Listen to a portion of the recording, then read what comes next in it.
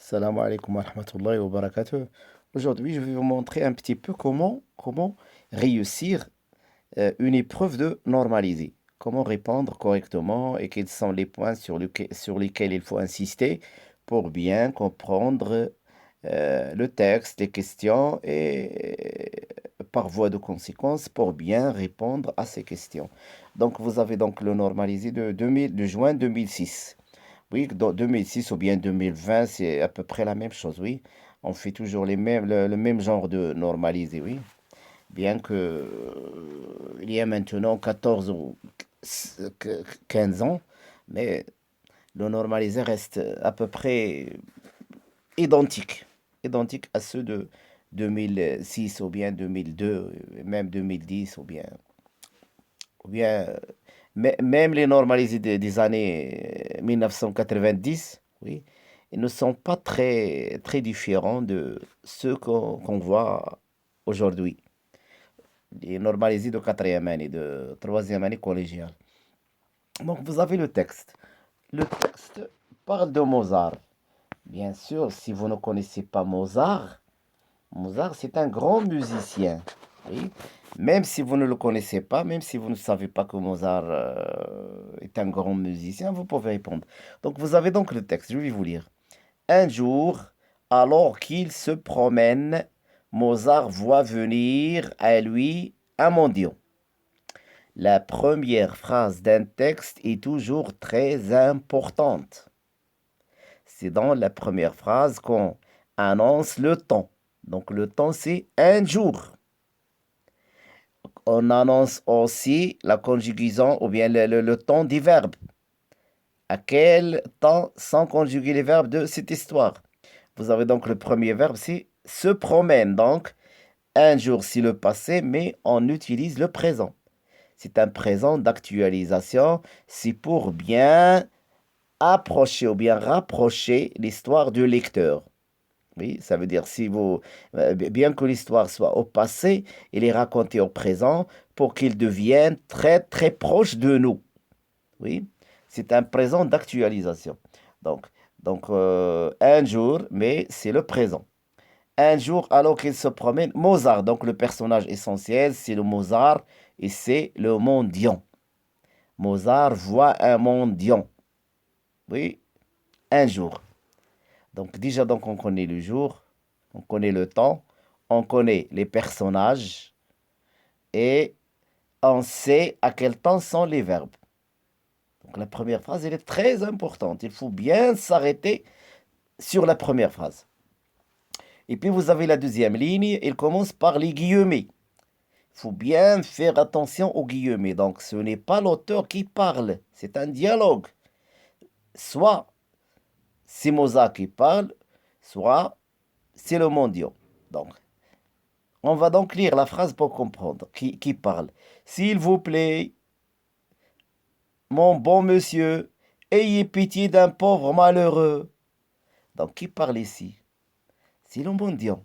Donc, nous ne savons pas donc le mendiant, qu'est-ce que ça veut dire le mendiant, même si nous ne le connaissons pas. À partir de la phrase, on peut deviner. Donc, c'est quelqu'un qui est pauvre, c'est quelqu'un qui est malheureux. Il parle à monsieur Mozart et lui dit, mon bon monsieur. Mozart, donc, puis donc le récit. Mozart regarde l'homme, ses vêtements déchirés, sa jambe infirme. Donc Mozart regarde un homme avec des vêtements déchirés, avec une jambe qui est fracturée ou bien cassée. Oui, sa jambe est malade. Il boite, il ne marche pas régulièrement. Donc déjà, donc, on connaît, donc on commence donc à s'infiltrer dans l'histoire. Oui, et à connaître les détails. Point. Il met aussitôt la main à la poche. Donc, il, c'est Mozart. Mozart met la main dans sa poche. Il veut lui donner donc de l'argent. Donc, déjà, donc, on connaît donc le mendiant. C'est quelqu'un qui est, à qui on donne, à qui on file le monde. C'est quelqu'un qui est pauvre. Hélas, dommage. Hélas, ça veut dire dommage. Il n'y trouve qu'un morceau de papier à musique. Il ne trouve, donc Y, ça veut dire le lieu. Il ne trouve dans sa poche qu'un morceau de papier à musique. Donc, il a trouvé seulement une feuille dans laquelle il écrit la musique. Il n'a pas d'argent. Donc, et puis reviennent les guillemets. Ça veut dire, c'est le dialogue. Un instant, dit-il au mendiant. Donc, c'est Mozart qui dit un instant. Ça veut dire, attendez un peu. Il fouille son autre poche et en sort un crayon. Donc, il cherche dans l'autre poche et sort un crayon. Le pauvre homme, sans comprendre. Oui. Le pauvre homme, donc le mendiant, il ne comprend rien. Regarde Mozart écrire très vite, les unes à côté des autres, de petites notes noires. Chaque fois qu'il y a un point, il faut s'arrêter. Hein? Il faut s'arrêter du majuscule au point, il faut s'arrêter et ça, chercher quelle est l'idée. Et chercher l'idée que la phrase nous véhicule ou bien nous apporte. Donc, je répète donc la phrase. Le pauvre homme, sans comprendre, regarde Mozart écrire très vite, les unes à côté des autres, de petites notes noires. Donc le pauvre homme ne comprend rien, mais il regarde Mozart qui écrit des notes, qui fait des notes sur la feuille. Lorsque la page en est couverte, Mozart tend le papier au mendiant. Donc lorsque la page est pleine d'écriture, elle est couverte d'écriture, Mozart tend ça veut dire donne. Il donne le papier au mendiant. Il lui donne donc ce morceau de papier. Donc, encore une fois les guillemets. Et maintenant, allez vendre ce papier à monsieur Breiter, l'éditeur de musique. Breiter, donc c'est un nom allemand.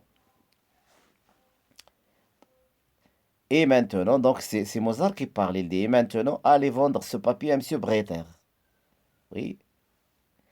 L'éditeur de musique, oui. Donc c'est un écrivain de musique. Il écrit la musique, il publie la musique. Oui. Il lui dit donc va vendre ce morceau de papier à ce monsieur.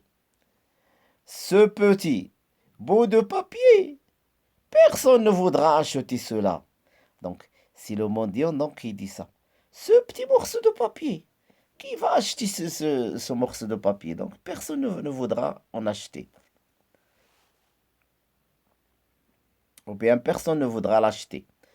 Le mendiant arrive chez M. Breiter et lui tend le papier.